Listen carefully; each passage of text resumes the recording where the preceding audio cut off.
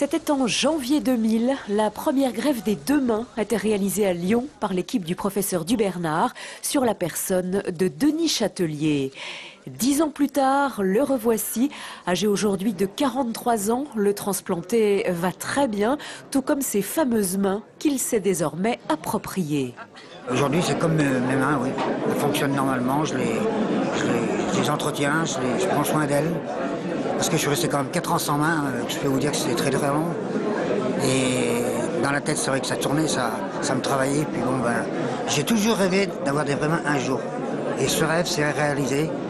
Depuis, ce rêve est devenu réalité pour 4 autres patients qui ont subi la même intervention à Lyon dans le cadre d'un projet de recherche clinique. Victimes d'incendies, d'électrocution ou d'explosions, ils ont vécu plusieurs années sans main et cette double greffe leur a permis de retrouver une nouvelle vie.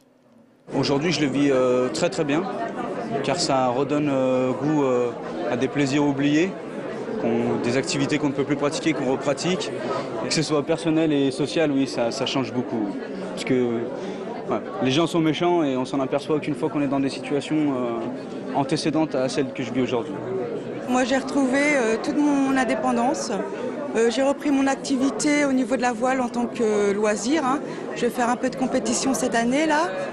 Maintenant, au niveau du travail, je vais avoir un poste adapté.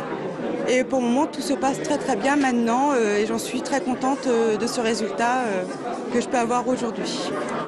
À l'avenir, le service lyonnais souhaite développer les greffes de bras. Il espère aussi pouvoir greffer des nouveau-nés qui naissent privés de certains membres. Il n'y a rien de plus injuste que de naître sans main, sans membre, ou de naître avec des malformations complexes du visage. Rien de plus injuste.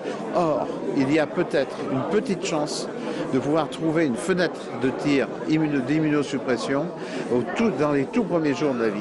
Et c'est ce sur quoi nous travaillons. Lyon devrait donc garder son leadership mondial en matière de greffe. Qui aurait cru il y a 10 ans qu'une telle chaîne de l'espoir serait possible ?